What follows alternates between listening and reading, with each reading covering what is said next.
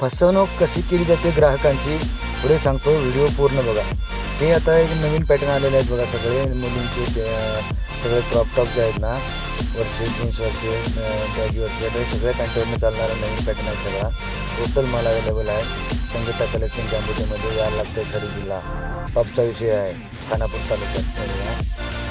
तुम्हाला एक सांगतो गोष्ट म्हणलेलो, कस्टमरांना लुटलं कसं जाते, फसवलं कसं जाते दुकानमध्ये. तर काय होतं आहे, तुम्ही जे 2 आयटम कुठेतरी 2-4 दुकानमध्ये विचारतात ना, त्याच आयटमांची रेट जाऊन तुम्ही एखाद्या म्हणजे समजा एक्झाम्पल घ्या, माझ्या दुकानात आलात, मला विचारतात ना, तर मी त्याच 2 आयटमांची रेट तेवढी कमी शकतो, बाकीच्यांची वाढवतो. हे बघा, आता हे 9 वगैरे आहेत ना, तुम्हाला दाखवलं.